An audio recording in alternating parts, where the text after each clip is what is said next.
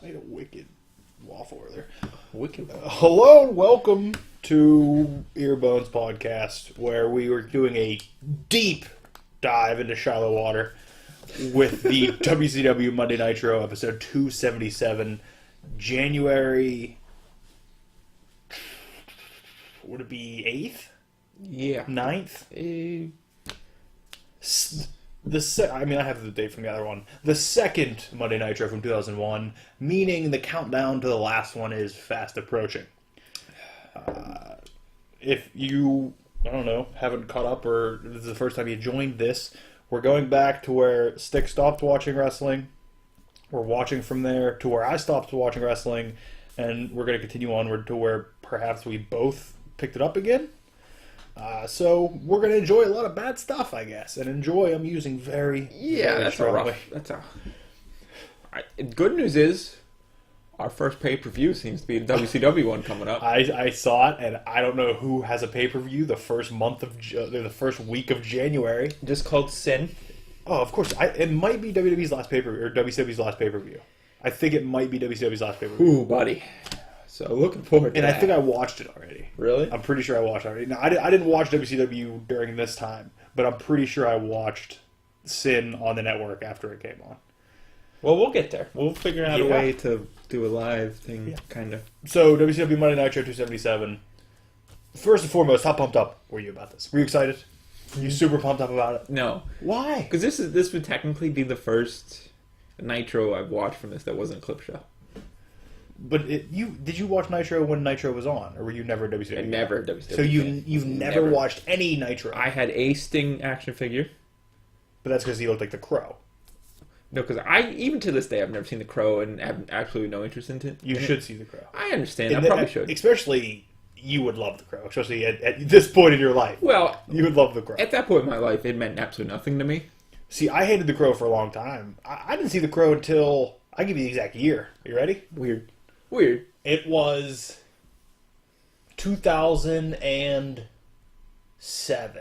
2007 when I saw the Crow for the first time. So, didn't understand the Sting reference. When I saw Crow the first time, I was like, oh, it's fucking Sting! What's he doing in this movie? It's kind of like if you introduce like a baby to all Weird Al songs and convince them that those are the real ones. So then when they eventually hear the real one, they're like, why are they ripping off Weird Al, Dad? Talk about a long game. That's what you need to do. I'm in. That's what you need to do. I'm in. That's my plan. You need to play Just Eat It. You need to play White and Nerdy. Well, let's be real. Some of the songs are better than the originals. No, absolutely. That's not even a joke. There are some that are much better than the originals. How did we get down this? Where were we at? Nitro. It was the first Nitro you ever watched. Yes. Not a good one to open that up with. I think after we finish this long game that we're playing, we're going to have to go back and watch some good Nitros and some good WCW, because this was... I'll be honest, I love WCW. There's still some guys that worked at this show that I love. But all in all, this show is a fucking mess. I'll just say that right off the bat. It was awful. And there's many reasons for that I picked up on by watching it from a different level. I wasn't just watching it for the show itself. The show opens with an awful recap of 1,000 things. Yes. It just keeps flashing to different things, which will play a role in the rest of the show. Because there's 14,000 segments backstage going on at all times. Oh, yes. Then we're told Disco Inferno's on commentary, which, who doesn't want it? Why don't you want Disco on commentary? Okay, first off, I do enjoy Disco Inferno. You didn't even know who Disco Inferno was. I do. No. I do. You never watched Nitro. How do you know who Disco Inferno is? Because I've seen Disco Inferno. I watched some WCW pay-per-views with you. I guess you have. Yes. A good bit. Yes. But for all intents and purposes, Disco Inferno was never the most charismatic and most prolific speaker on the roster. Okay, definitely not. But he did... When I heard this at first, I was like, why is Disco on commentary? But throughout the show, he actually added a little bit of comedy, and we'll get to that here and there. Show opens with CEO Ric Flair. Yes, the CEO. I was so confused, because at this point, I thought he was the commissioner. No. Later on, this comes up, thinking, why the fuck are there two commissioners? What's happening? No, he is the CEO. He comes out with an army of security, announces Sin in 6 days, which we got to figure out what to do, because we have a SmackDown and then Sin. Because that would be Sunday. We still got Raw, don't we? Oh, no, we don't. We did Raw. Yeah, We did Raw. This shit. is Nitro, so we have one SmackDown, and then we have Sin. So we're going to have to schedule to... I don't know if you just want to record us watching Sin, or what. Yeah, we'll figure it out. We'll brainstorm that. But announces Sin in 6 days, which is weird, because essentially this is the first Nitro of the year. How do you skip a weekly show 2 weeks before a fucking pay-per-view? Yeah. There's no storyline built up. Yeah. He announces Commissioner Sanders. Nope. Don't know who that is. Don't know who Commissioner Sanders is. No idea. Versus the Cat for the commissioner job, which apparently was the same match that happened at the last pay-per-view. So, WCW doing things. The Cat was a commissioner at one point. Yes. Mind blown. Yes, the Cat. And he was a decent commissioner. He was a good character for the the role. Cat. Did you notice Ric Flair using all of the football analogies and football things here? No, it didn't. He said something about the Vikings. He said something about the Rams. He just kept talking about football. Just football references, left and right. I was like, what the fuck's happening here? After he introduces Commissioner and Sanders and the Cat for the commissioner job, he starts talking about Jeff Jarrett, who then his music hits, and he's super wet. Yeah. He has like a wet silk shirt on. Yeah, why? Because he's Jeff Jarrett. He's the chosen one. He comes out and does a weird promo on top of the ramp. It's okay. It's Jeff Jarrett. And then I got super pumped up. I got excited. We hear the fucking siren. Oh. Out comes Big Papa Pump. And when Big Papa Pump has a mic in his hand, you need to be ready for anything. You don't know what he's going to say. I was all stoked up. I actually wrote here Big Papa Pump promo time with a bunch of fucking exclamation points. He was just yelling. He didn't really mess anything up. There were a couple words he stumbled over, but it was okay.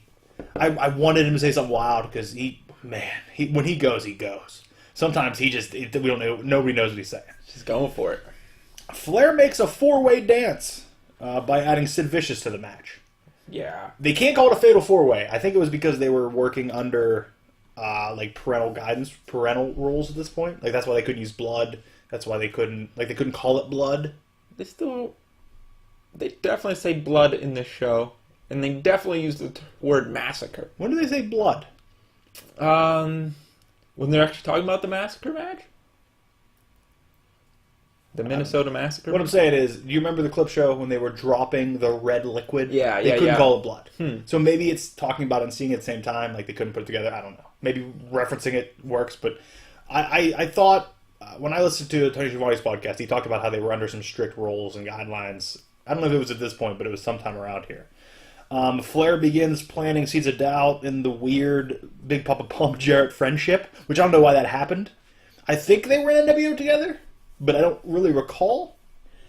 Then he puts Steiner against Jarrett in a title match tonight, because nobody knows what's going to happen there. We already announced the 4-way match for the pay-per-view, so obviously, let's make a title match for tonight. I didn't even think about that. I was like, okay. Jarrett Steiner title. It's happening. Steiner with Medeja, by the way. Steiner not understanding. By the way, I'm kayfabing this right now. Steiner not understanding what's happening. Just starts yelling, "I'm not wrestling, Jarrett. I'll wrestle you." Yeah. Just starts running to the ring. Well, walking to the ring. Steiner's never run a day in his life. And Flair says, "I will have you stripped from the belt. I'll get you expelled," because it's a skull. I don't know if he says expelled. In my head, he said expelled because I like that. Steiner was acting like just a child. "I'll wrestle you. I'll take you out." No, that wasn't the deal, Rick. Scott, your brother, Scott. That's who it is.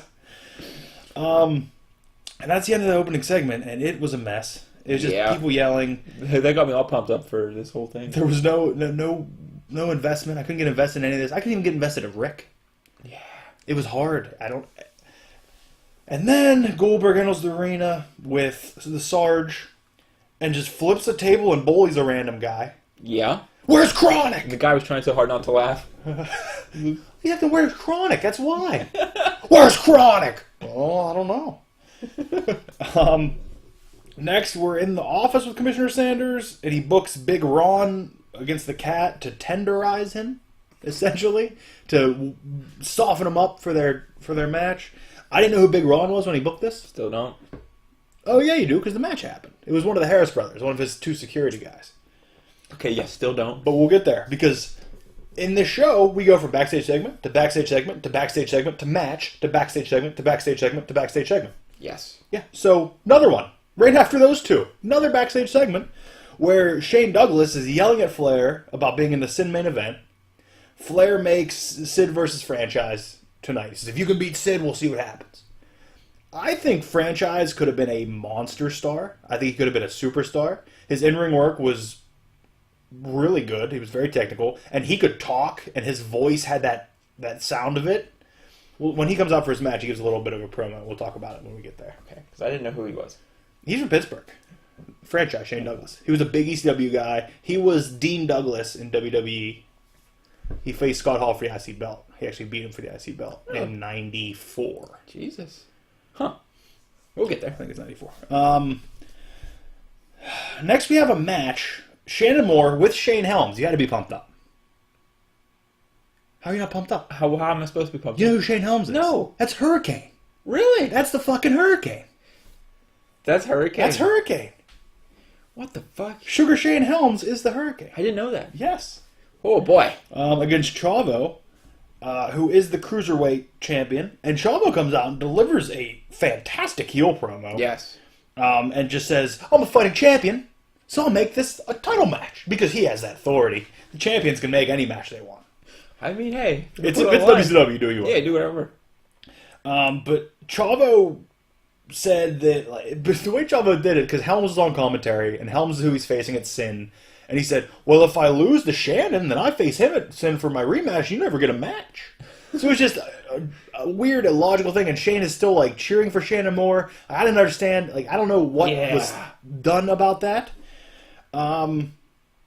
Pretty decent match. Mm-hmm. And when I watched, solid. even though it was the first match of the show, when I watched it, even though there's one moment where Shannon does a weird dive and lands right on his knee, right on Chavo's knee. Yeah. I still, after the match, I was like, I'm going to be honest, that might be the best match we see all night. We'll see. Because that was decent wrestling. We'll see. It was good. Chavo wins with a brainbuster. Chavo's fantastic. What a brainbuster. Holy shit. Do you think if Eddie never wrestled, if Eddie wasn't around, I think Chavo could have been at Eddie level.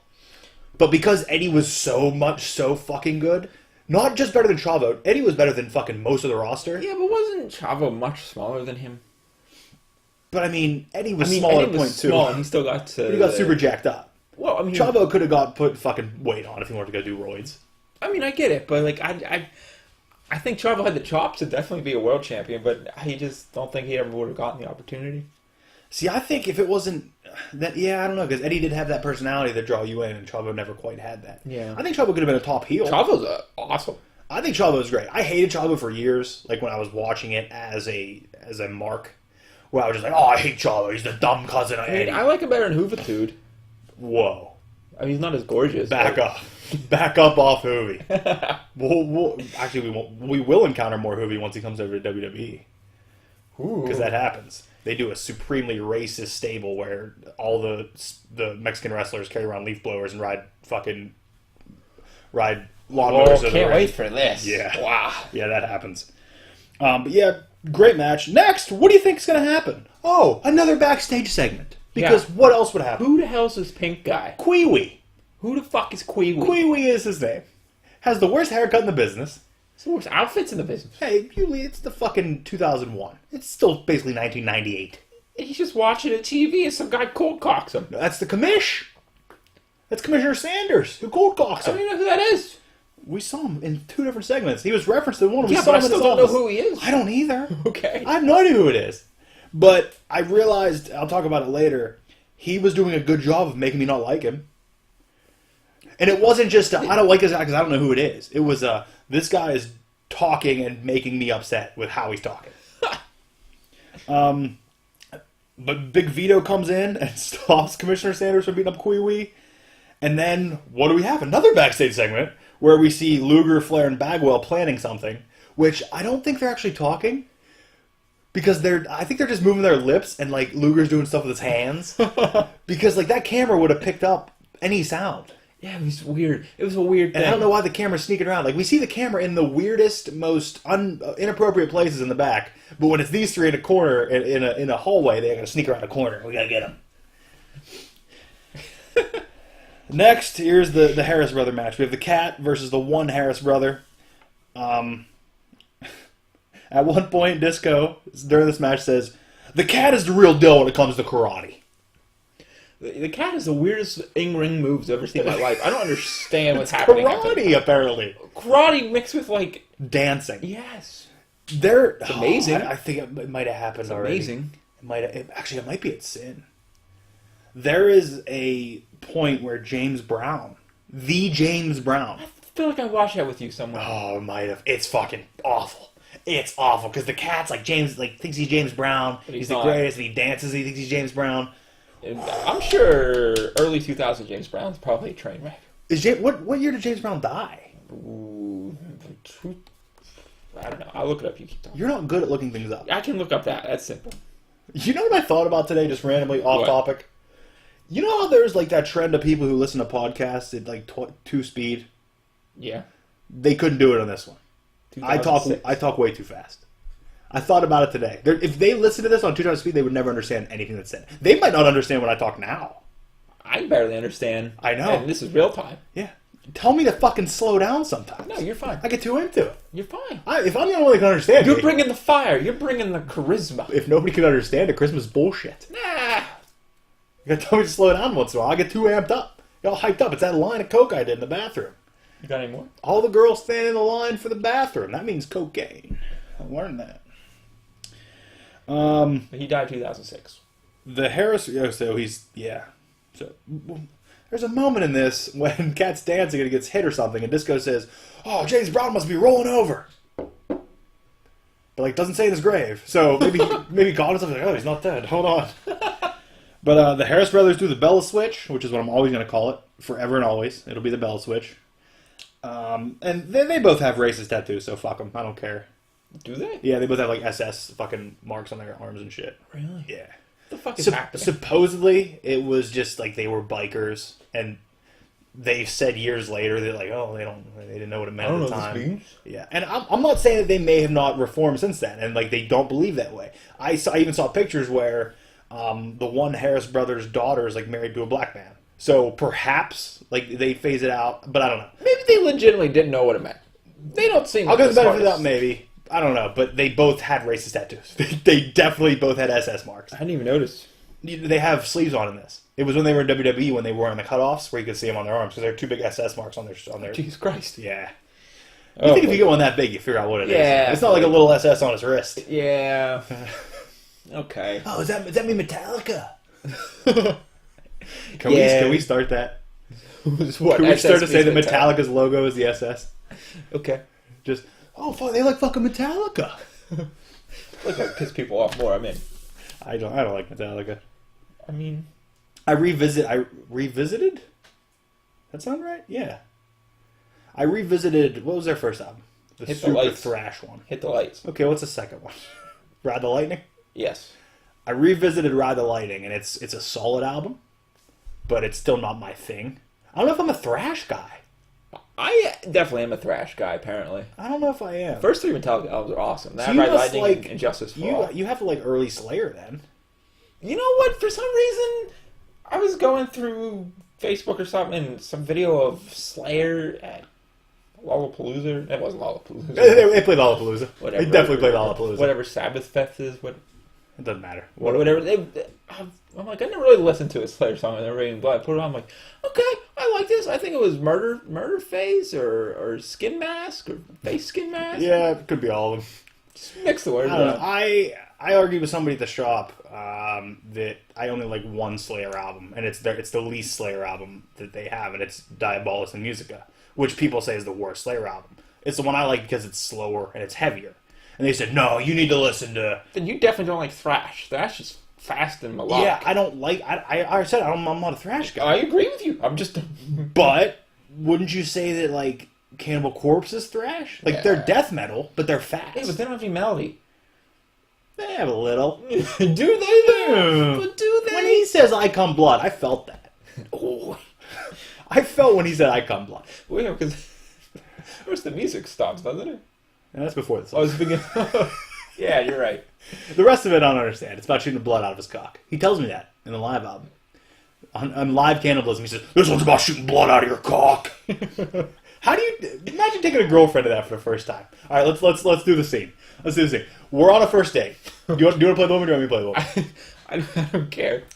You choose. What do you want to do? Do you want to be the woman or do you want me to be the woman? I'll be the dude. Okay. You love Cannibal Corpse. Your favorite band. I don't even know if I can pretend this. Okay, you gotta pretend. Your favorite band. You've loved them forever. They just came out, and we're on a first date. We just met. Like we had a little bit of a conversation. We even met there. We're not even in the car on the way there. Met? No, we met there. Hey, we're going to a show. You didn't even tell me what it was. You didn't tell me the name. All right. He said we're going to a show, and like I rolled and said, all right, let's go in. So we're in there, and then the first thing they come on, first song they play, it's George Fisher, Corpse Grinder, walks out on the stage, says, "All right, this one goes out to all the ladies in the crowd. Fucked with a knife." And then I just crossed my arms. What are we doing here? You're gonna give it a chance. By the way, we're obviously screaming this over the music. Oh yeah, too. because you obviously screaming this. And then okay, well it's the first date, so I'm gonna obviously first date. Okay, Yeah. all right, I'll wait. Yeah. Second song, Corpse Grinder comes on. This is about shooting blood out of your cock. Are you kidding me? You like This is what you like? you? This is what you're into. Listen to it. It's great. It tells a good message, It's about penis blood. which is a thing that happens. I don't like it. I like Amy Grant. Oh. Who obviously also has a song called Icon Blood. It's about The Exorcist. That one makes sense if you think about it. Yeah. It's about masturbating with a cross and the aftermath of such. So, which one is worse? I don't even know anymore. Next one, what would the next Cannibal Corpse song be? Butchered at Birth. Was it, you don't like kids? This isn't gonna work out. you gotta keep trying to convince me that no, they don't mean it. It's just a song. It's just a song. It's a song about abortions. They're anti-abortion. Next one, Hammer Smash Face. There's no fucking savior here. There's not one song. Okay, this one. Here we go, guys. We're gonna slow it down. We're gonna slow it down. This one's just called Kill. She would have left an hour ago. Oh, she's gone. No, I think especially if she's not into Cannibal Corpse, the moment fucked with a knife comes on. Well, she probably got knocked out by people windmilling somewhere, like assholes. Okay, let's be real. There's no windmilling happening in a Cannibal Corpse show. What happens at Cannibal Corpse just There's no slam dancing. There's no. If dancing's involved, you're gonna get knocked out. oh, just punch. You're just crushing each other. You're just running into each other. That's it. Terrible. Yeah. So first date at a Cannibal Corpse show. Don't make it Don't happen. do it. Never Don't have a make first it date happen. at a Cannibal Corpse. What about 6 Feet Under? Well, They have some melody. Chris Barnes is gonna be high as shit. I don't think. By the way, I'm at the point where I'm ready to admit that Chris Barnes is not a good vocalist, and that's even coming from a guy who likes screaming. Buddy, took you this long? But no, okay, he was good for when Cannibal Corpse started. When he started trying to sing, wrong. He's good for what he does with 6 Feet Under. When he tries to cover AC/DC, that's what I'm out. Yeah. I don't understand because he still tries to sing it, but down here. You used to love it, man. You used to love I'm not gonna lie. Still put it on. You made me watch that weird DVD at your house. Your mom was mad about it. I was mad about it. I still think about. Should have been token up with your dad. I still think about it, and anytime I hear one of those AC/DC covers, I'll still listen to like a minute and a half of it. And I'm like, okay, like it's just nostalgia. Still go a minute and a half. Yeah, probably a minute. And I barely listen to a minute and a half of anything. Gee, yeah, that's true. You have a problem. I realized that today. I changed a couple songs. I gotta be out of my head about it. But I almost have to be not listening. I don't understand how you can appreciate songs when I don't think you've ever heard a whole song. When I set out to listen to whole albums, I'll listen to whole albums. But I'm still, even if you have the whole album playing, I feel like you check out 30 seconds in. No. Until you hear the hook again, like, oh yeah. If I'm gonna invest in something, I'm gonna invest in it. I'm gonna mentally invest in it. But most of the time, no. I think if you sat down and you picked a range of songs you actually enjoy to listen to all the time, listen, that's just hitting shuffle on your iPod all day. I don't shuffle my iPod. I have it on. You go through the letters. I'm on the letters right Go now. through the letters. I just hit "Dangerous Posse" by 3 6 Mafia, which I listened to the whole song. You're still only on D. Yeah. I feel like you've been doing this for like a decade. I'm like fucking 4,000 songs in. 30 seconds, 4,000 songs is not that long. No, I told you what I'm listening to him. I give him at least. It used to be 2.5 minutes, and then I changed it to Not helping your case. Then I changed it to half the song, no matter how long the song was. If I wasn't feeling it, Now it's kind of like, Yeah. I give it a minute and a half. If we're at a minute and a half and I'm not feeling it, like, oh, I get the gist. I change it. I got it. I got the idea. And there's also some songs that are just different versions of the same song. Like, I made a mistake, and you're going to argue with me on this. I made a mistake downloading the entire Modest Mouse discography because they have fucking 8 of the same songs on different albums. Live versions, instrumental versions, demo versions. You don't want to do that. So then, one of those comes up, and I'm listening to it. And most of the time, I have to stop myself from sending a picture of it to you go, miss. Just because I know you might love it, and it's not for me. And then I'm like, okay, next song. Starts playing again. Next. Starts playing again. What the fuck is happening? Oh, that's fair. You certainly messed up there. But there might be, like, the first one that plays, just because I don't fuck with it, I might like one of the other versions, but I can't bring myself to listen to them because there's 5 different fucking versions. Wasting 5 minutes of your car ride in the same song. What was I listening to when I pulled in? Oh, see, I've been doing a deep dive on Lil Wayne's new album. I've been listening to all the songs straight through. I wouldn't do that, but I don't like Lil Wayne, so... Yeah, no, I know. I mean, I'm still at the point where Lil Wayne's voice might be bringing nostalgic feelings back to me, but I think there are some bars in there. So I'm still working on it, though. I like it. I think it's good right now. Nicki Minaj crushes it on that song. I like it. I haven't heard her song yet. She doesn't rap. There's no rap. Maybe that's why I like the song. I haven't heard her song yet, so I'll let you know. Where were we at? Something about the cat and James Brown. Okay, we're past the cat. We talked about Metallica's... Yeah, we're past symbols. that, too. Yeah, we're past their topic. Mean Gene! Yeah, Mean Gene. Being a dick, as always. I love Mean Gene. Cat proves he's the greatest by dancing. That's what happened. Cat comes in and he goes, no, I'm the greatest, look! Yeah, what the hell was happening? You just started dancing. That's when Disco said, James Brown's rolling. You're right. Next we have Hugh Morris, or as his name is in this, Hugh G. Rection. Title General. So, General Rection. Oh, that's funny. Hugh G. Rection. I love it. Huge erection. I love everything about it. Awful. Well, you hate it. Awful. You love it. I hated it. You like the penis plex. He asks different. He asks Sid to save a piece of the franchise for him because Hugh Morris obviously needs to bully somebody.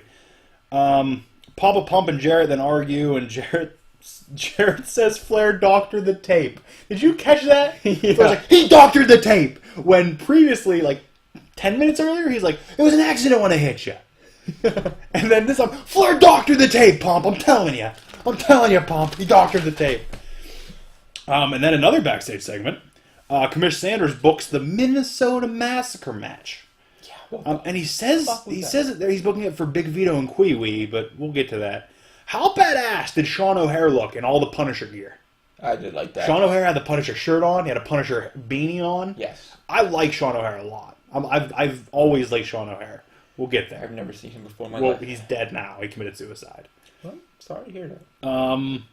Next up, Luger and Buff in a dark curtained room talking to maybe Chronic? It was too dark. I'm not 100% sure who it was. I don't understand. It was the most weirdly lit thing I've ever seen. It's like they walked onto a stage and just like Luger grabbed the curtain and did a spin around them. And they're just in it. And apparently they book a match. Like apparently Luger and Buff can book a match. I don't know. One of the best segments. Wrong. It's hard. One of the best match beginnings. Team Canada comes out. Lance Storm is fantastic. Lance Storm has always been great. Don't know who he is. He came out with Team Canada. Can I be serious for a second? That's Lance Storm. I mean, I saw him. I still don't know. He comes out with Mike Awesome and Primetime. I don't know who Primetime is. And then Major Guns. She was a member of Hugh G. Rection's little faction. Major Guns. Because of boobs. They're Team Canada. They challenge the Animals to I Know You're Fucking Pumped Up. I don't even understand how this A works. Canadian penalty box match. What the fuck is that? If somebody breaks rules, they go in the penalty box, and then it's a power play. And the Animals come out, it's Billy Kidman's match, and he comes out with Conan, Ray Jr., and Tigress. Okay, the filthy Animals, please. Sorry, filthy animals. And by the way, Ray Jr. riding Conan's back down to the ring is pretty fantastic. Yeah. By the way, I love Conan. We've talked about it before. Yes. He's the Hulk Hogan of Mexico. Like, that's legitimate. Like, that's not me being over the top or making it up. He was legitimately like the Hulk Hogan of Mexico. Did you catch what Conan said to Disco to the ring? No. Conan says to Disco, and you can hear him on the mic. I don't know if he put a headset on for a minute or what. He says, "You're a disgrace to our race, our profession, and our gender." Oh, shit. And then just walks away. Oh, my God. Just walked away. That's a shoot, right? I think it might have been. At a certain point, Lance Storm... By the way, decent match. If you have Kidman and Lance, it's going to be a very technically sound match. I should know who Billy Kidman is, right? You do know who Billy Kidman is. Who is he? I mean, he hits the Shooting Star Press. He's always wrestled in fucking jeans and... Oh, okay. You watched the match. He just didn't hit the Shooting Stars, so you know who he was? Yeah. Weird dude. You're a weird dude. Whatever, man. It takes him doing a Shooting Star for you to realize who he is. Yeah, at one point, Lance wedges a chair in the corner, and apparently refs just don't see things. I mean, it was there for like 5 minutes, too. The whole match. Just It's didn't there the care. rest of the match. Didn't care. Yeah, and it ended up, leading to the finish. There was too much going on outside the ring, though. There were 8 people outside the ring. Yeah, doing what? Exactly. Pounding, yelling, screaming. They were filthy animals and Canadians. We didn't know what was happening. Rainmaker! They weren't doing that. I wish they were too. But yeah, no, the match could have been so much better if there wasn't so much commotion outside the ring for no reason. Yeah. By the way, at a certain point, everybody starts to brawl, and then Kidman hits the Kid Crusher, which I've never known as his move. It's the kill switch, essentially. It's Christian's kill switch. Yeah. And when the animals celebrate, great. Filthy animals. Filthy animals, sorry. And look, another match. Back-to-back matches. No backstage segments. Who's this? This is Shane Douglas, the franchise. Don't know who that is. Against Sid Vicious. Franchise is a hell of a talker. And he has the sound of a heel. When he came out for his promo, did you not think he sounded like a heel? Oh, yeah. It's fantastic. I didn't have a problem with the man. I just never saw him before in my life. Sid comes out and he just will not give up on that mullet. He just refuses to let it go Sid away. has terrible hair. His Jerry Curl mullet, he will keep it till the day he dies. I see you do that. No. You should work on a Jerry That's Curl mullet. filthy hair. How badass it is. That's he'd be in the filthy animals. You need to get a perm. No, it's a Jerry Curl, right? It's a Jerry Curl. You should get a Jerry Curl mullet. Just try it out. Oh, Just no. let it grow out once. Do the Jerry Curl mullet once. I think we should bring that on to Brian. I don't know. He's too busy with his racist haircut. He's fine. If he made fun of my haircut, I don't even understand. Did he call you Miley Cyrus? Yes. Yeah, well, he got a racist haircut, so we're kind of even. Okay, I actually wanted to keep track of how many big boots Sid did in this, so I started a tally. Oh, yeah? There's only 2, but that's because the match was short. I like hidden weapon spots. You like what? Hidden weapon spots. What do you mean? Like the chain and his Yes. wrapped around his dong? Love it. Did you notice how close the cameraman was to Sid's face outside the ring? No. That's what caught me, is they were outside and the cameraman had to be this close to Sid's face. Because I know the zoom wasn't that great back then. He's right here.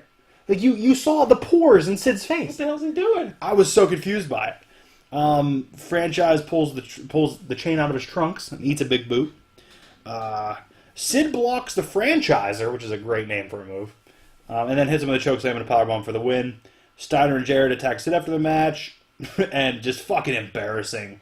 They, Irish whip him into the barrier, and he flips over, and he can't get out. He's, stuck in the fucking stairs. Yeah, He's some stuck. poor kid got a boot in the face. He's stuck in the seats. Sid is an embarrassment. He can't get out, and then Steiner and Jarrett can't help him out, so they have to pretend like they're still beating on him. It was fucking miserable. It was embarrassing.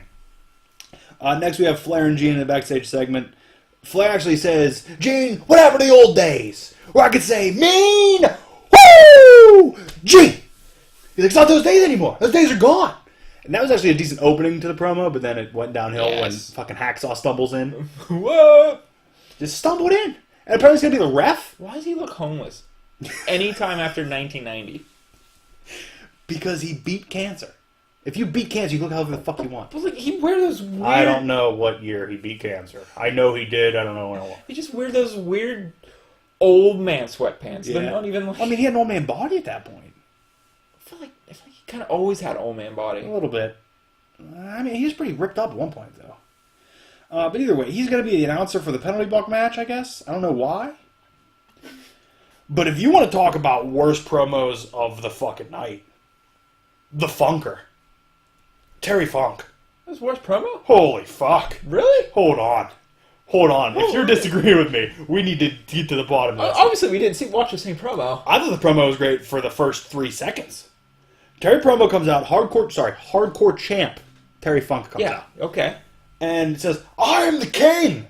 And then talks in circles about nobodies and being somebodies, and you're a nobody, and I'll put a somebody. If you put a somebody in the ring with a nobody, then somebody's going to end up into a nobody, and I'm not a nobody, I'm a somebody. No. That's Terry Funk logic. It makes perfect sense. Yeah, but the way I just said it made more sense than what he said. It's fine. He was all over the place. Okay, well, okay, but it's still... And Disco even said a few times, like, I think he's off his lithium. He did. It was fucking rough for a minute. Then, Funk starts calling out Goldberg, Steiner, DDP. I think he may have got racist with the last one because they didn't reference anything. He just said, bingo, jingo, lingo. And then Crowbar's music hits. And I'm going to be honest with you. I don't know one word that Crowbar said. Do you know why? I couldn't watch anything. What the fuck was she doing? I couldn't watch anything but Daffney with the sparklers. What the fuck was she doing? At a certain point... For like 5 minutes? I couldn't watch anything. I love her so much. I love Daffney so much. I could not hear anything. Like I didn't either. It was white swear to noise. God. It was white noise, and I was just staring at Daffney dancing and having a good time with these sparklers. I was too distracted by Daffney to figure out what the fuck Crowbar was saying. Yeah, that's the exact same thing. Because I don't understand. At one point, and she kept pulling them out, lighting new ones. Where are these coming from? At one point, she was like, I think she was inhaling the smoke. She what? And doing like Goldberg facial expressions. That's fucking amazing. Like I loved everything about what Daffney was doing, and she looked so good. Forget Crowbar. I didn't give. She had like yellow mascara. I didn't give 2 fucks about Crowbar. all I wanted to look at was Daffney. I was like fucking 13 again. I was like, what's Daffney doing? I still don't know what she was doing. I don't care. I loved it though. It was great. It was actually a great moment. I mean, you're not supposed to overshadow the person you're valeting, but whatever. It's Crowbar. It's Crowbar. He's not a Hall of Famer. We could walk out on stage. He's not a Hall of Famer. Crowbar's hearing him. And then, I know you loved it, Meng comes out. Meng did. He called out Meng, too. He comes out, cracks Funk's skull with a chair, and then gets the Tongan death grip on Crowbar through a wooden chair? Yeah. Why did we choose wooden chair other than to make this spot happen, I guess? And the thing is, it was wooden, so when Daffney went to hit Meng with it, she really, like...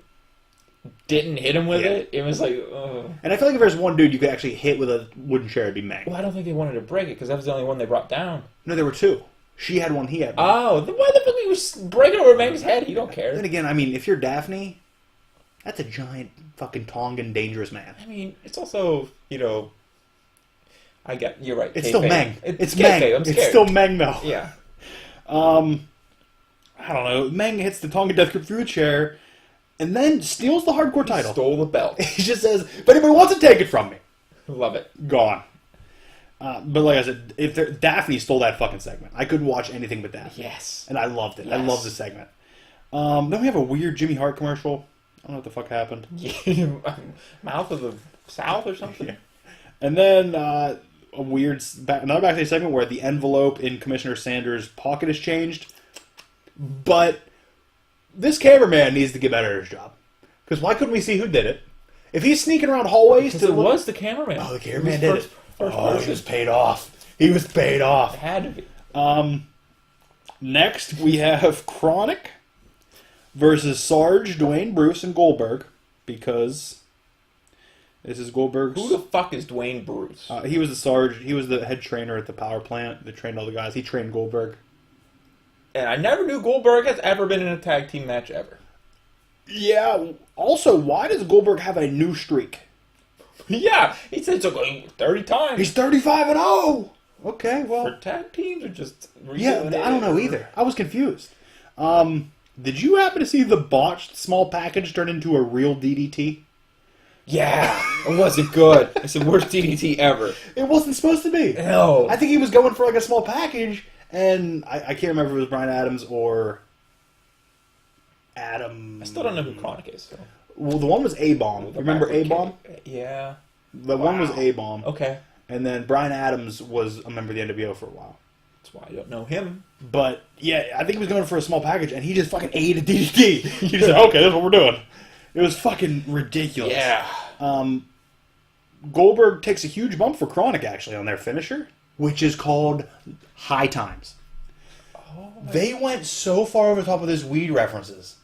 It's fucking wild. And from what I understood, all the like higher ups were old and they didn't understand any of it. They just thought, oh yeah, Chronic. And, but didn't they have like barbed wire all over there?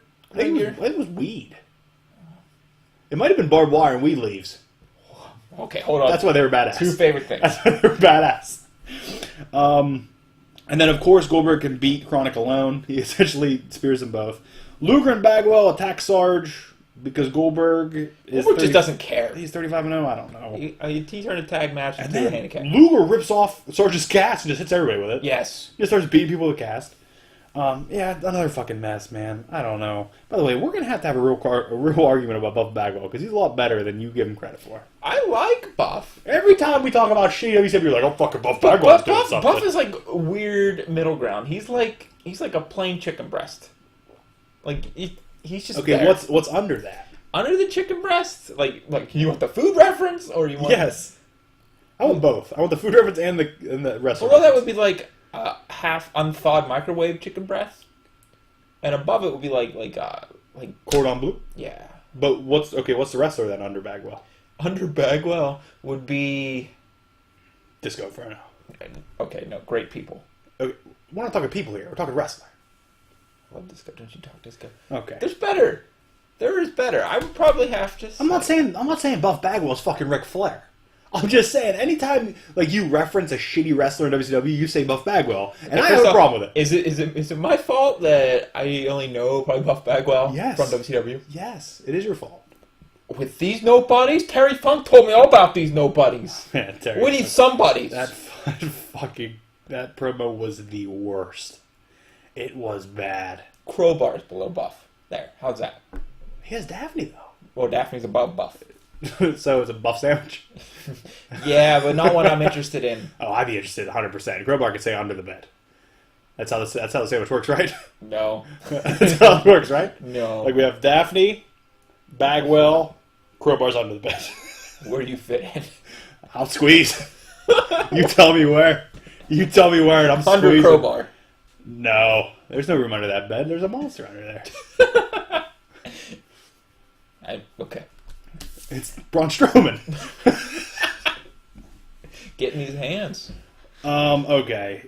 It was a mess. Next we have Commissioner Sanders. And by the way, I just learned at this point that Commissioner Sanders is a part of the Natural Born Thrillers. Yes. Who I have been on record of saying I think the Natural Born Thrillers, I thought they were just a tag team. I thought it was just Palumbo and O'Hare. Their whole faction, apparently. Their whole faction. But I want to say Palumbo and O'Hare as a tag team, maybe one of the most... I think they could have been giant. I think they could have been huge as a tag team. I can see it. But with the names changed... By the way, there was a hanging Chad joke. I just want to put that out there. There was a joke about hanging Chads. Really? Yeah. So that you could really push in the time period. The match is Commish, Palumbo, and O'Hare. And then the Insiders, DDP and Nash, who are tag team champions? Yeah, what the fuck's going on? I don't know, man. I wasn't watching here either. I have it spelled out for this match as Messy. It was messy. Yeah. It was rough. Palumbo and O'Hare super kick each other. Everybody's on the ground, and Disco actually yells, "Billy Silverman's gonna win! He's the last one standing!" Because it was the last man standing match, and the ref was standing up. And Disco said, "Billy Silverman's gonna win!" And he said, "I'm gonna go in the ring and stand. Maybe I'll win." I loved it, though. But then DDP reverses a hip toss into a DDT, which is nice. Hits a diamond cutter. Nash hits a powerbomb. And the last man standing is won by two guys. I don't know how they won. There was no I don't ending. understand. That's fucking WCW in a nutshell. Right there. It was, yeah, it's the last man standing match. Yeah, they won. The two guys won. And then no explanation. That's it. They just go. Yeah. And then here we go with our main event. Stainer. That's it. That's his name from now on. Stainer. The old Stainer. The old ham cubes. Old ham cube Steiner. With Medeja, who looks fucking... Medeja carrying that belt is fucking fantastic. I do love that. The belt's way too big for her, and I like it. And she has a fucking, like, chainmail headdress on herself, Yes. which is perfect. She's the only thing that makes that big gold look okay. Whoa. The big gold's gorgeous. Steiner starts talking about putting people in the hospital, because why wouldn't he? While wearing purple trunks that say 69 on them. They do. Don't know why. Maybe I didn't think he was Big Bad Booty Daddy yet, but maybe he is. He's working into it. He's getting there? Getting there. He denies he's having the match. Eventually, Jarrett comes out. Just, I'm sick of this conspiracy crap. Okay, Jarrett. He also denies the match. Flair's music hits, says if the match doesn't happen, Steiner will be stripped. Jarrett will be taken out of the match.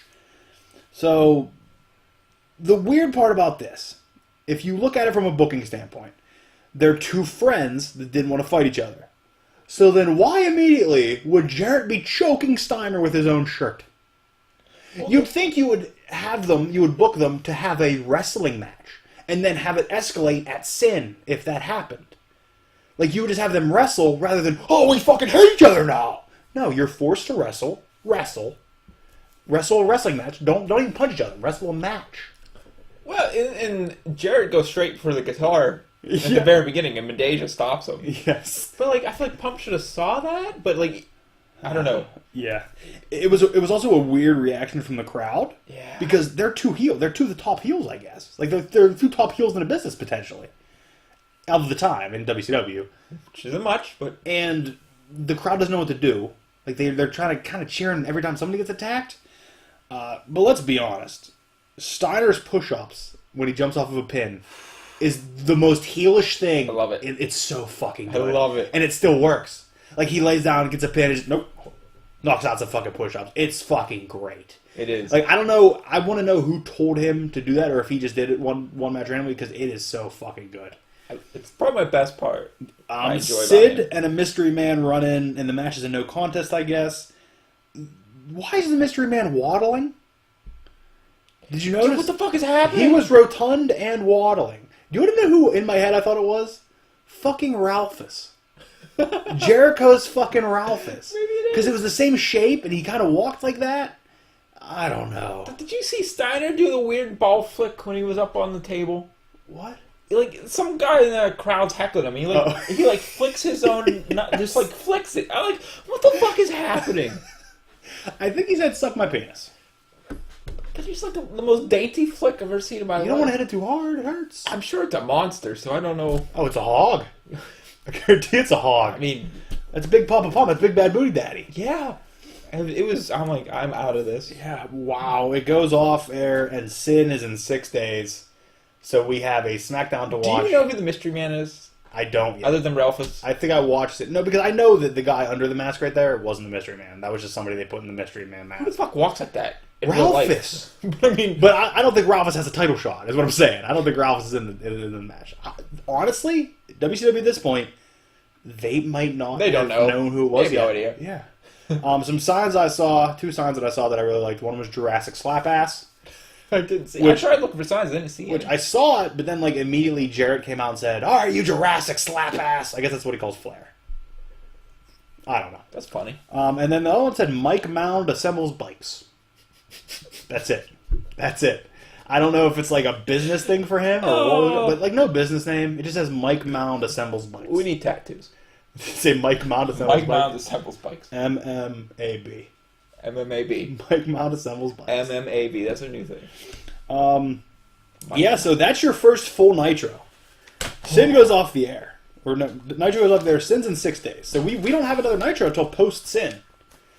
So, Oh, man. I need to know the best thing you liked about this. Same thing you. Daffney? Daffney with those goddamn sparks. Fucking Daffney, man. I couldn't look away. It was so great. I want to watch it again just for Daffney. Like, I love Daffney. If you need to pick anything out of this to watch Daffney with those goddamn sparklers. Yeah, don't worry about not hearing Crowbar because you won't. Just pay attention to Daffney. Yes. She's dancing and like inhaling sparkler dust. Sparkler smoke. Might be dust, I don't know. I don't know. It's fucking Probably great. angel Though. dust at that point. Okay, what's the worst thing that you have out of this? There's a lot to choose from. There's plenty. Probably... Oh, God, there is so much. That whole Chronic match? The Chronic match. Goldberg was killing it.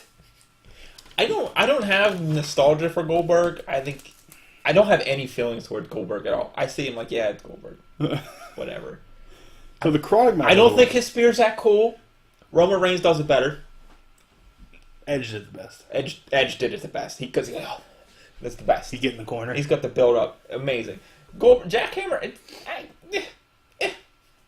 Yeah, but nobody ever said that Goldberg is the fucking master technician. No, but he came out, did 2 moves, and left. He's literally the And- Roman and- Reigns of 2001. And that's how they made so much money with him, though. And Roman Reigns is a decent wrestler. Roman Reigns can wrestle.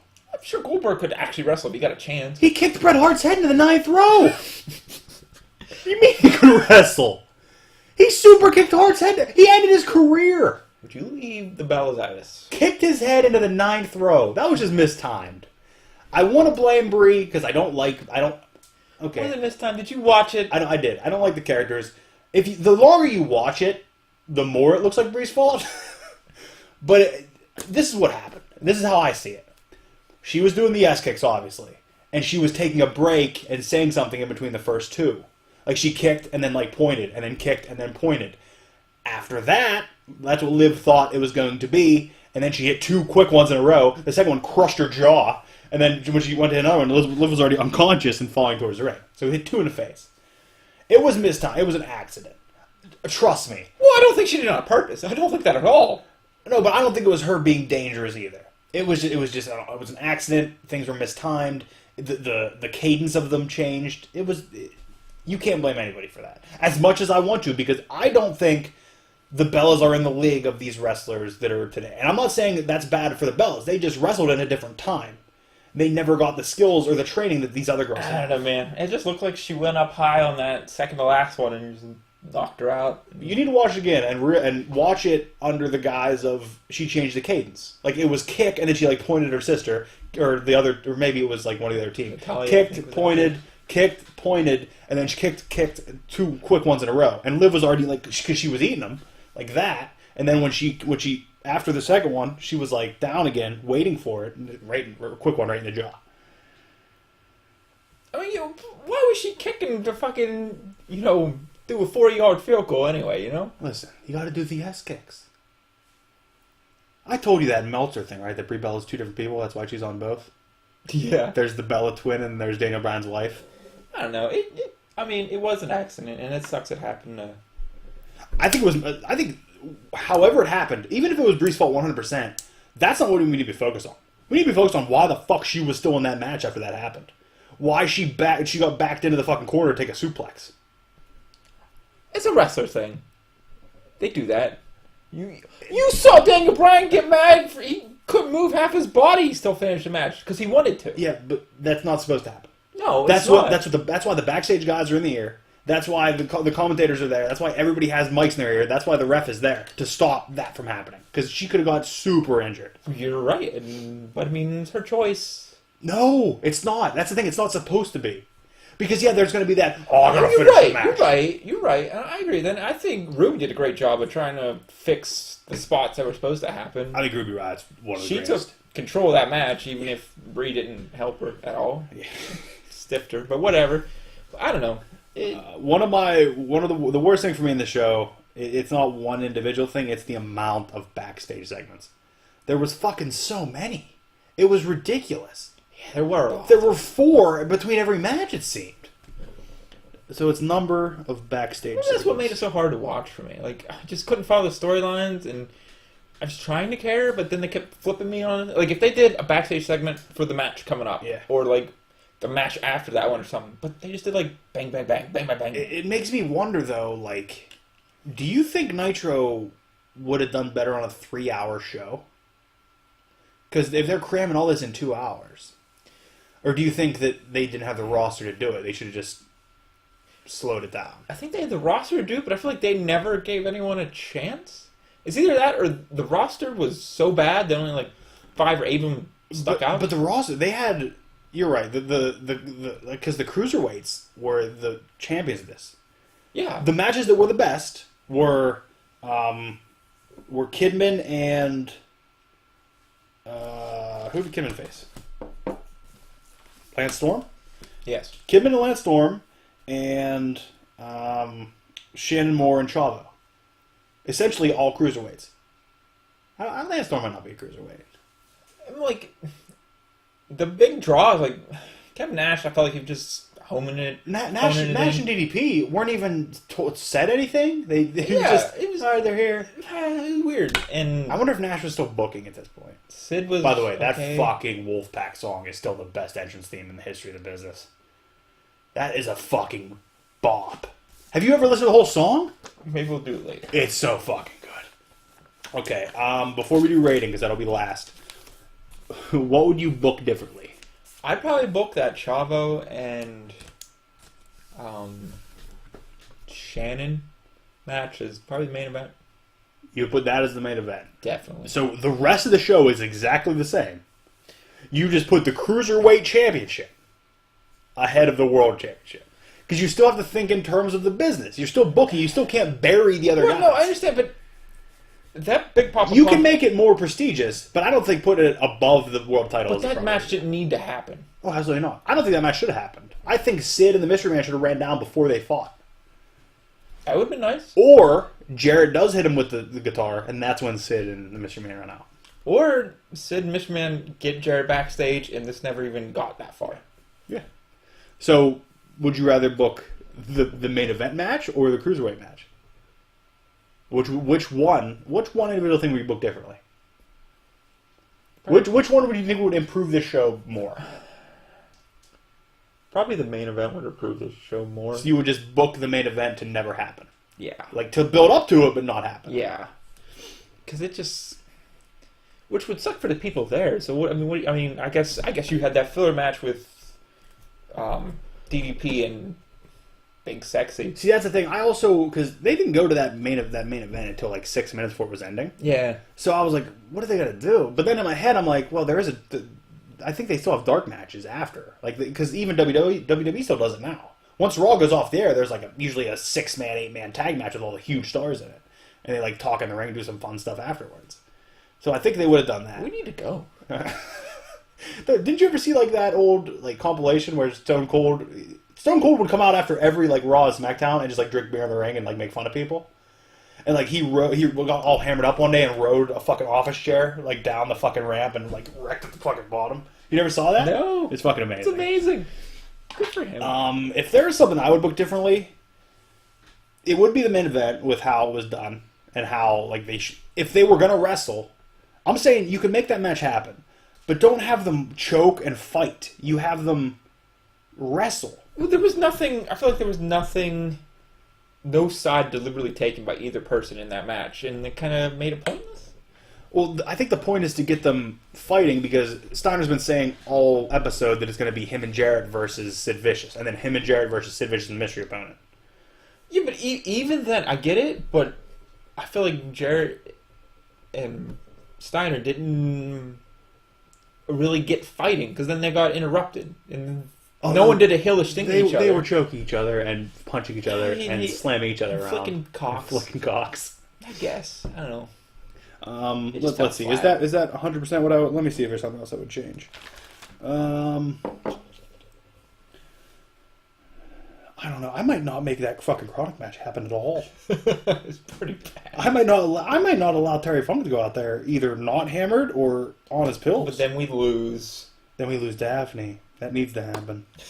That does need to happen. Funk's promo was not that bad. Rewatch it. I rewound and watched it again because I said, "Am I fucking missing something?" I honestly, when I heard it, I like stopped and I was like, I honestly don't know if I understood him. I thought I was having a stroke.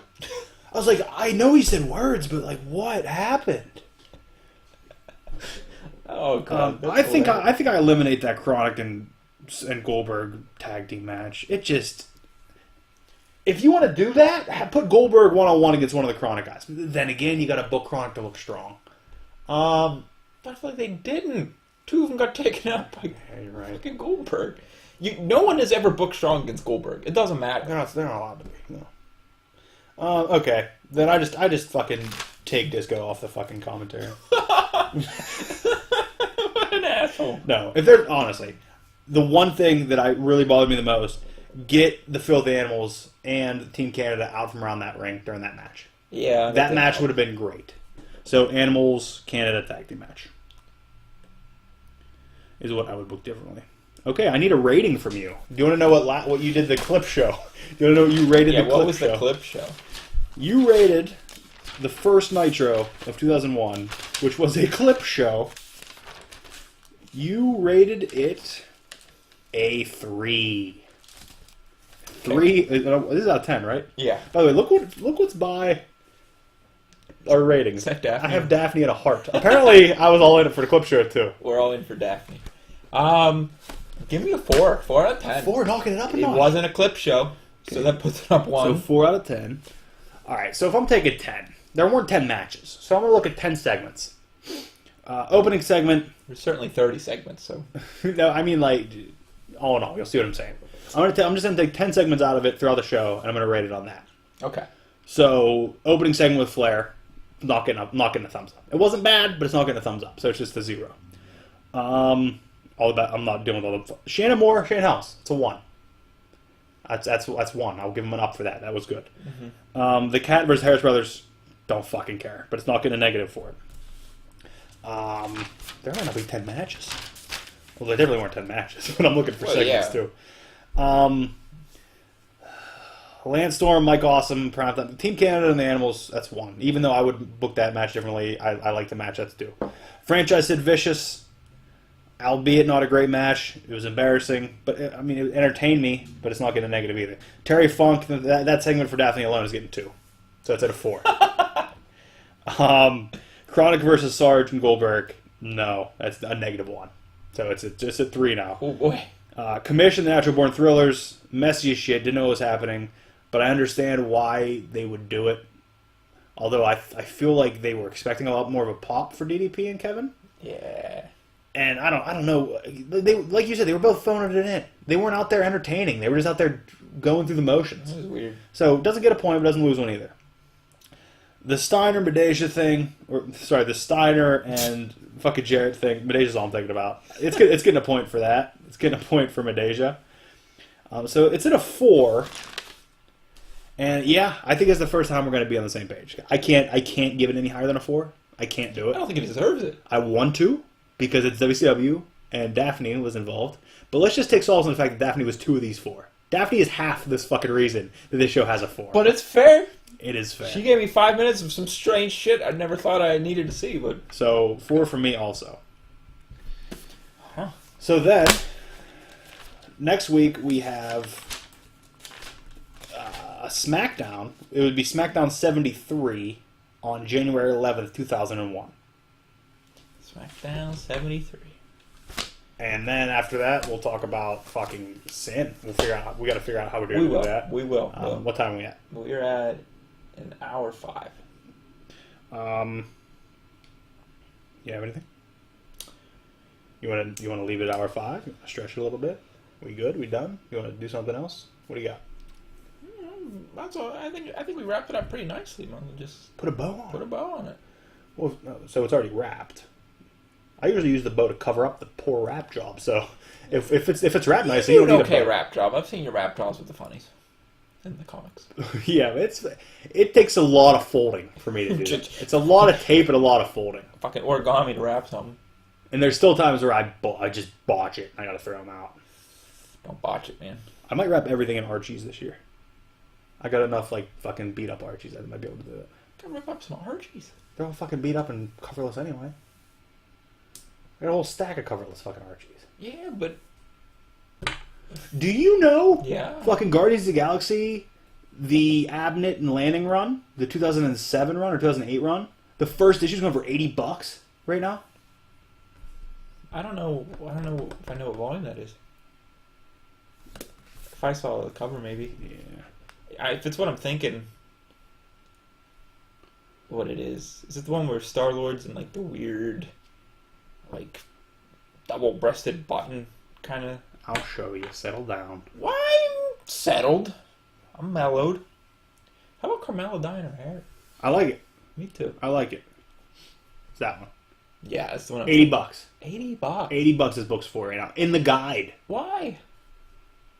I mean, I think it's the beginning of the big Guardians push, like when they brought the Guardians back. Huh. I don't know if I have it. I do not. I didn't get on Guardians until like 2011. I probably don't. I don't know. I'm having a staycation next month. What? Instead of going on vacation, I know. Listen, I know the fucking word. Oh, okay. I know we gotta fucking play games. Just making sure. Instead of going somewhere, you stay. Oh, please explain this staycation to me. What happens? I stay home. You go somewhere and No. you just stay in your car? Opposite. So you stay in your car here Yes, in the garage. with it on? Yes, doors down. I made a joke to somebody the other day about ending it all. They thought I was serious, and I felt really bad. Oh yeah. They sent me a picture of them, like, they said, "This is why I like having a garage." It was them revving their car in the garage, and I said, "Why are you closing that door and ending it all?" And he said, "Why? Do you want me to?" Oh my god. And I said, No. It was a joke. I was going to call next. And then he said, "Asshole." And I said, "Oh, I gotta, maybe I should start sending videos of me talking, because these are not coming all across the way I want them to." I was like, "I didn't mean it." He's like, "I was joking." And I said, "Asshole." And that was the end of the conversation. Okay, well, weird people sending them revving cars in garage videos, but whatever.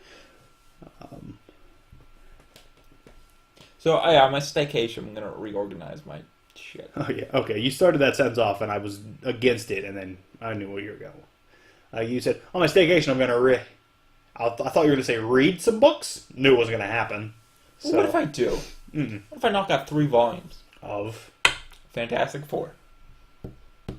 Hold on. What's going on? I don't know. I always wanted to read FF. You read FF. He's going to read Fantastic Four. No. You mean F4. Yeah, whatever. Oh, you mean Hickman's FF? Yes. Okay. Yeah. What are you confusing? The white suits. Yeah. When Spidey's a part of it. The white suits. Did you see every member of the Fantastic Four is coming back for like their event? She-Hulk. Yeah. Yes! For their event. I'm excited.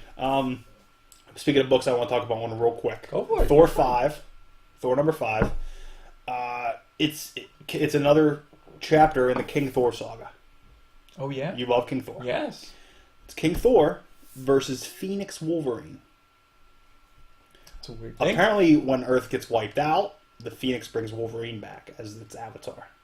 So it's fucking Wolverine, Phoenix Claws, fucking wild. That's crazy. I guess you remember the King Thor brought Midgard back, like saved it, like put life on it to get it to build again. Phoenix Wolverine's not happy about that because he says it's just gonna die again. So he starts fighting King Thor. They get in a fucking monster fight. It ends with like Wolverine about to fucking murder him, and then a huge lightning bolt strikes, and then the scene ends for now. And then Ego the Necro World.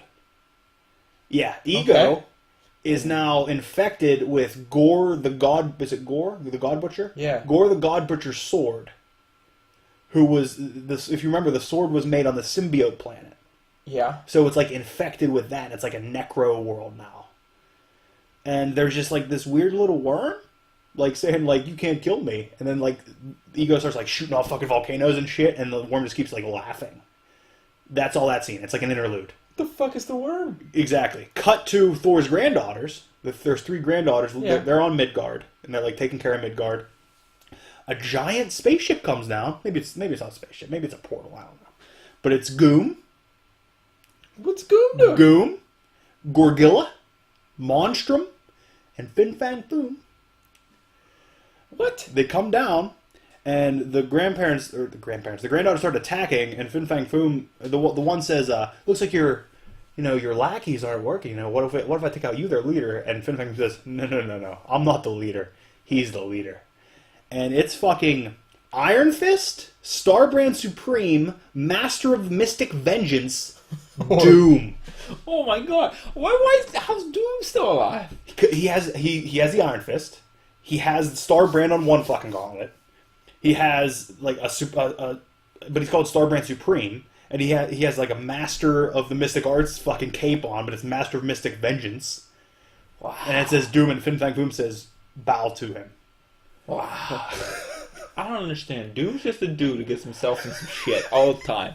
All the time. Everything. He loves magic. He's essentially Chris Angel. Doom is Chris Angel. God damn. But it was fucking great. That's amazing. I loved it. And as much as I love Michael Del Mundo's art, for some reason, him and Jason Aaron writes in such a way that's so epic that it doesn't lead to it doesn't mesh well with Michael Del Mundo's kind of fantasy style of art. Yeah, I could see that because you need like big, crisp reveals for that. Because I love Jason Aaron. I love Michael Del Mundo. I don't think it works on this book, but this was not. Del Mundo was off this book. He's not off it, but for this one and the next issue, he's not on the art. It's like a break. Say Del Mundo is good for like gritty. Like Elektra was amazing. Weird World was amazing. Yeah, Elektra was amazing. He was good when he did Avengers. Yeah. But even that, it was pushing it. Like, it was pushing it where there were moments where I was like, this doesn't quite work. But, I mean, Thor...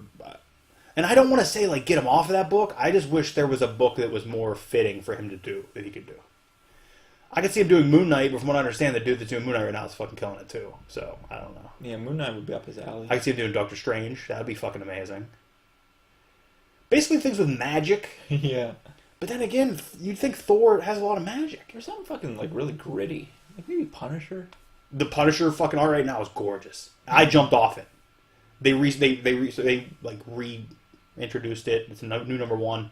And I said no. I looked at the issue this week and I was like, holy fuck, why am I not on Mistakes. this? It's fucking brutal. Mistakes. But I gotta trim the fat. I gotta trim my fat. Hey, there's plenty of books coming out. I almost brought fucking previews for you today.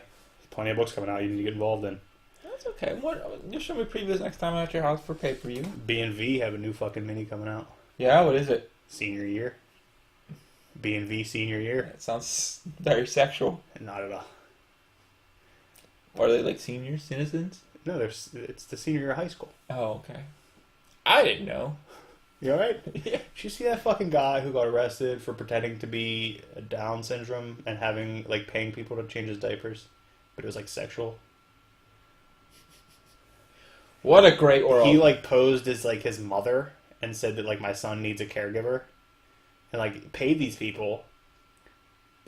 women to come, like, change his diaper. And because the one woman said, like, on 5 different occasions, like, he said, no, my it's not clean enough down there. Scrub it more. Holy fuck.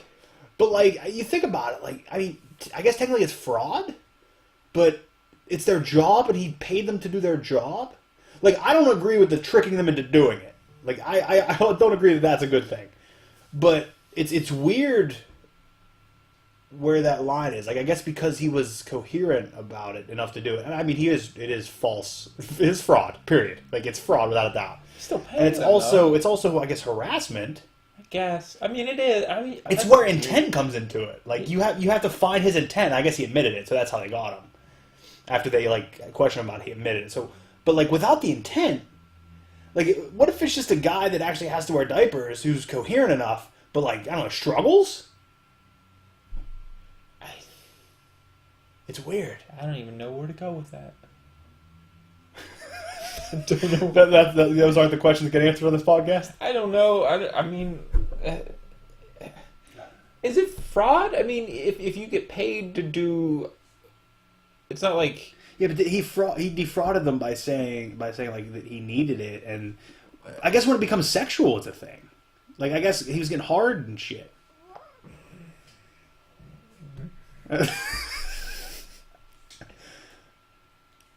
Sometimes when I think I have issues, that's a great note to leave on. On behalf, there he is, the diaper bandit. I am Brand, reminding you that you need to ask yourself if there's a diaper that needs changing, what would Rick Jones do about it?